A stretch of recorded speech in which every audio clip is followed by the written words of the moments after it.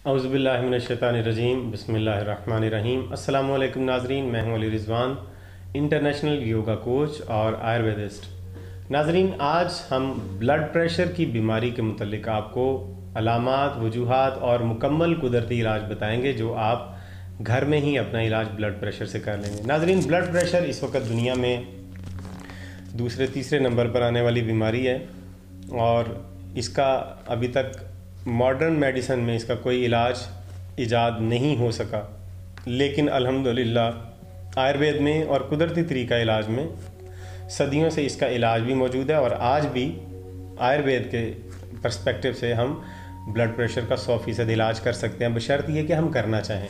अब सवाल ये पैदा होता है कि फिर अगर आयुर्वेद में इसका इलाज है तो फिर इसे लाइलाज क्यों समझा जाता है, सारी ज़िंदगी इसकी मेडिसिन क्यों खानी पड़ती है?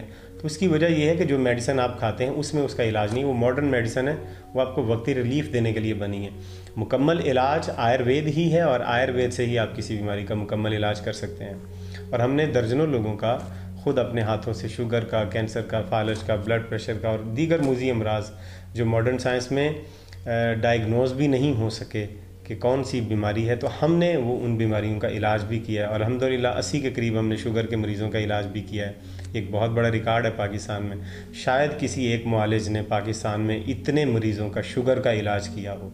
और हमने उन मरीज़ों का इलाज भी किया कि जिनको डॉक्टर्स रिफ्यूज़ कर चुके थे कि आपके बचने की कोई उम्मीद नहीं है, हमने उनका भी इलाज किया और 8-8, 10-10 साल से वो दुनिया में ज़िंदा और सलामत और बगैर इंसुलिन और शुगर के उन्होंने वक्त गुजारा।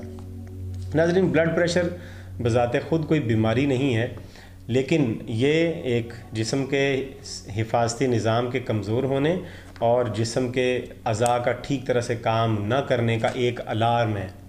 जब ब्लड प्रेशर हो तो उसका मतलब है कि जिस्म का हिफाजती निज़ाम यानी क़ुव्वत मुदाफ़ियत या इम्यून सिस्टम कमज़ोर हो चुका है और जिस्म के अज़ा ठीक से काम नहीं कर रहे।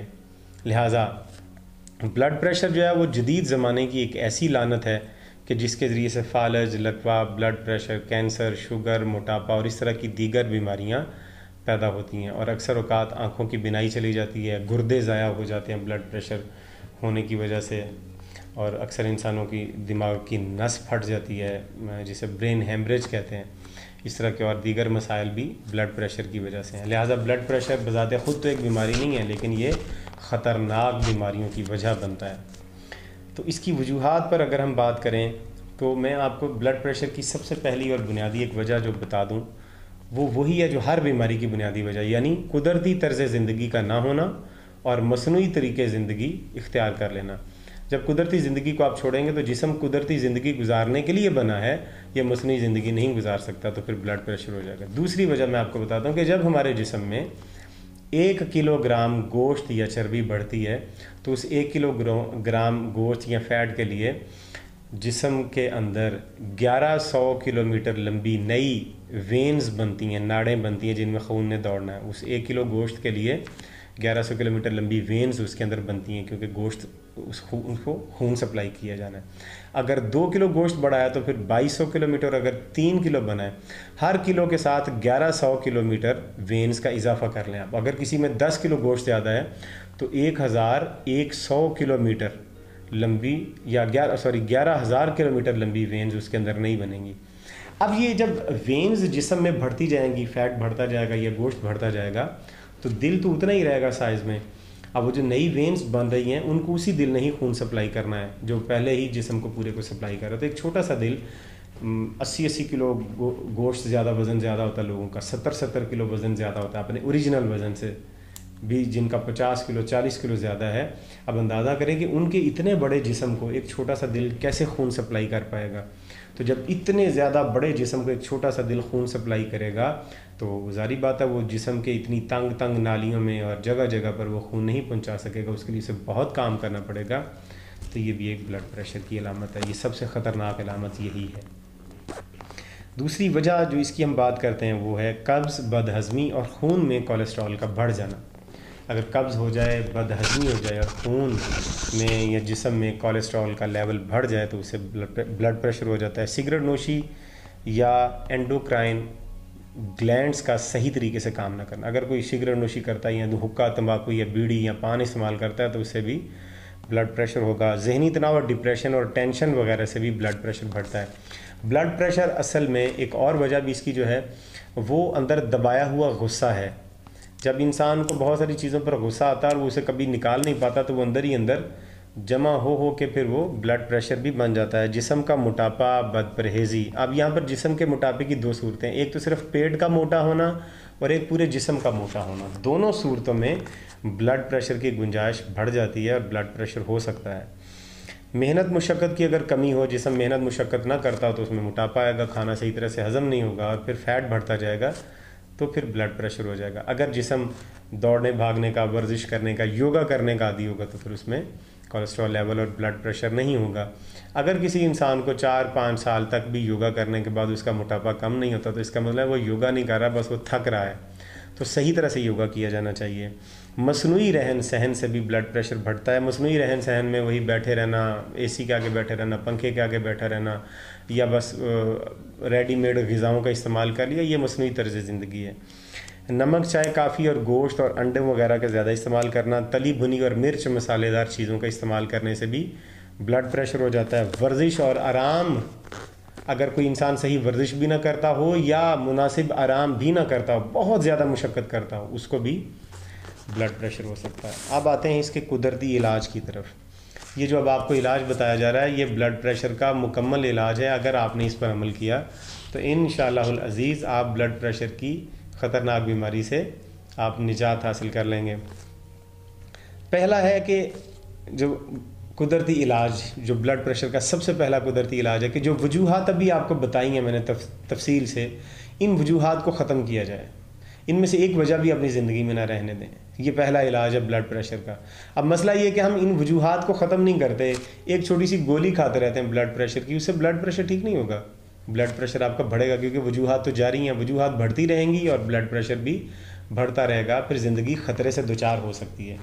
लिहाजा सबसे पहले ब्लड प्रेशर करने की वजूहात या ब्लड प्रेशर होने की वजूहात को ख़त्म किया जाए। दूसरा इलाज है कि अपनी ताकत के मुताबिक कुछ दिन तक आप सिर्फ जूस पिएंगे, फलों और सब्ज़ियों का, जो भी मौसम की सब्ज़ियाँ और फल हैं उनका आप जूस पिएंगे। करेले का जूस, कद्दू का जूस पिएंगे, नींबू पानी पिएंगे, फलों का जूस पिएंगे। खीरे का जूस बहुत बेहतरीन है, मोटापे को भी कम करता है। और कद्दू और खीरे का जूस, कद्दू, करेले और खीरे का जूस बहुत मुफीद एक चीज़ है। इसमें मज़ीद जूस जो है वो गाजर का जूस, खीरे का जूस, केले के तने का जूस, केला जो दरख्त लगता है ना केले का, तो उसका जो तना होता है उसका जूस निकाला जाता है। वो रॉ वाली मशीन से निकाल सकते हैं आप, या उसे घर में कूट के या ग्राइंड करके उसका जूस निकाल सकते हैं। वो पीना ब्लड प्रेशर में बहुत मुफीद है। नारियल का पानी और चुकंदर का जूस ये बहुत मुफीद है। और सब्ज़ धनिया का जूस, नारियल चुकंदर का पानी ये तो आपने ग़िज़ा के तौर पे पीना है। सब्ज़ धनिया का जूस आपने इस तरह से कि उसे कूट लें अच्छी तरह से, सब्ज़ धनिया को जब वो कूट के उसकी चटनी वगैरह बन जाए तो उसको किसी बारीक कपड़े में डाल के उसको अच्छी तरह से निचोड़ लें।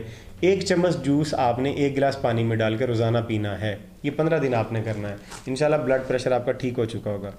इसके बाद, इसके अलावा आपने ये करना है इसके बाद कि 1 हफ़्ते तक आपने बग़ैर आग का पका हुआ खाना खाना, यानी फल, सलाद और उगी हुई दालें ये आपने इस्तेमाल करनी है। चोकर समेत इसके बाद फिर आपने चोकर समेत, यानी चोकर के बगैर वाली रोटी नहीं खानी, सफ़ेद आटे वाली या मैदे से बनी हुई रोटी नहीं खानी, मुकम्मल गंदम के आटे की रोटी खानी है जिसमें चोकर वाफिर मिकदार में हो। और ये सब्ज़ी के साथ खानी है, गोश्त वगैरह भी आपने इस्तेमाल नहीं करना। अगला इलाज है तुलसी के 5 पत्ते काली मिर्च के पाउडर के साथ आपने रोज़ाना इस्तेमाल करने हैं 1 महीने तक।